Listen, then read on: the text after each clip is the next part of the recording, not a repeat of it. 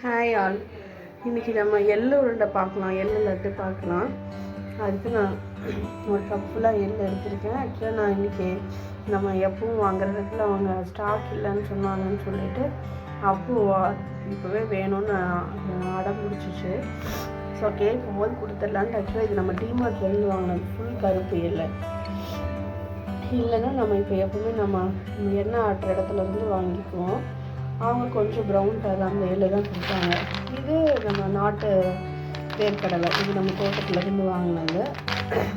இது நாட்டு சக்கரை ரெகுலராக நம்ம ஒரு இதிலேருந்து எடுத்துகிட்டு இருக்கோம். ஆக்சுவலாக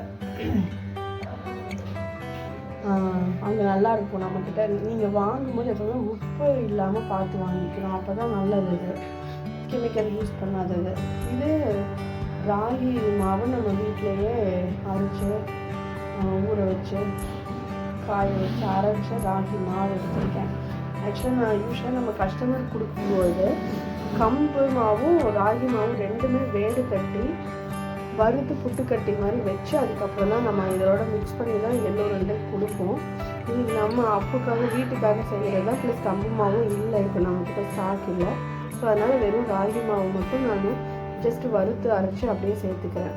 இல்லை அப்படின்னா நீங்கள் அதை நம்ம வறுத்து அந்த பவுடரை நல்லா வறுத்துட்டு அதை நம்ம புட்டு மாதிரி வேக வச்சு அதுக்கப்புறம் நீங்கள் எடுத்து சேர்த்துனீங்கன்னா அது ரொம்ப நல்லாயிருக்கும். இன்றைக்கி இது எப்படி வறுத்து உருண்டை பண்ணிவிட்டு நான் உங்களுக்கு காமிக்கிறேன்.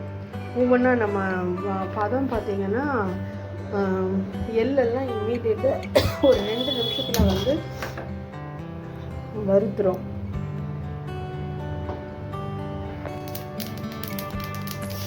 இது பார்த்திங்கன்னா நல்லா சவுண்டு வருது பாருங்க. நம்ம போட்டு வானாய் சூடானனால நம்ம போட்டு 1 நிமிஷத்துலேயே இதாகிடுச்சுன்னா நம்ம நல்லா கலந்து விட்டு நல்லா இது பண்ணி ஈவனாக. அப்போ கீழெல்லாம் வறுத்துருக்கு, மேலெல்லாம் வறுத்துருக்காது, அப்புறம் நல்லா இருக்காது, சீக்கிரம் கெட்டு போயிடும், வயிறு அப்செட் ஆகிடும். ஏன்னா நம்ம நல்லா எள்ளு வறுக்காமல் அப்படியே பச்சை எல்லாம் சாப்பிட்டோம்னா. ஸோ இதை நல்லா நம்ம வறுத்து வச்சுக்கணும் ஃபஸ்ட்டு. நீங்கள் முடியலைன்னா 2ஆக கூட போட்டுக்கலாம், 2 தடவை கூட போட்டு வறுத்துக்கலாம். இது ஒரே தடவை ரொம்ப ஜாஸ்தியாக இருக்குங்கிற மாதிரி ஃபீல் பண்ணிங்கன்னா பார்த்திங்கன்னா ரொம்ப வெடிக்க ஆரம்பிச்சிருச்சு. ப்ளஸ் தோலெல்லாம் விட ஆரம்பிச்சிருச்சு பாருங்கள். சரிங்களா உங்களுக்கு? இப்போ இந்த மாதிரி இருக்கும்போது நம்ம இதை எடுத்துடலாம். இல்லைன்னா ரொம்ப கருகிற மாதிரி ஆயிடுச்சுனாலும் நல்லா இருக்காது, டேஸ்ட் நல்லாயிருக்கும், கசந்து போக ஆரம்பிச்சிடும். ஸோ அப்போ நம்ம எடுத்துக்கலாம். நம்ம அது கூட வேர்க்கடலை போட்டு வறுத்துக்கலாம்.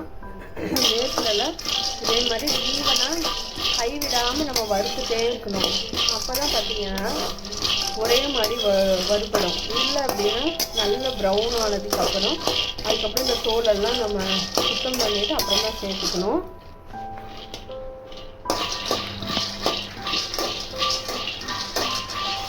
ஸோ இதுவும் நல்லா வறுத்ததுக்கப்புறம் அதில் தோல் நீக்கிட்டு சேர்த்துக்கலாம். இது நான் வறுத்துட்டு காமிக்கிறேன்.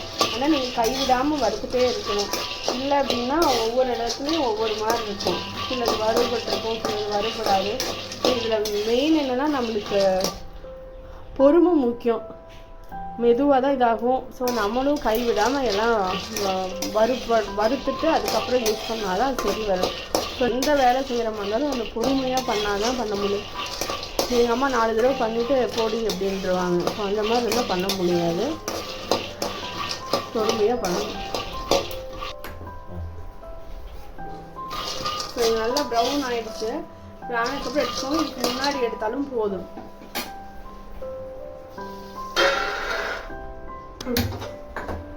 ஒரு 4 ஏலக்காய் வறுத்து வச்சுக்கலாம்.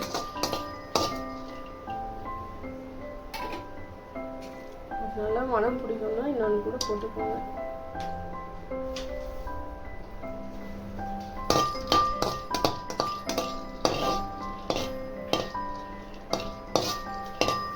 போட்டு ஏன்னா பயங்கர சூடாக இருக்குது, இதாகிடும்.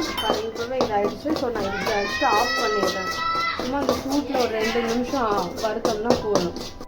வறுத்தது எல்லாமே இப்போ நம்ம இது பண்ணியாச்சு. ஆல்ரெடி ஒரு ஈடு போட்டு அரைச்சிட்டேன்.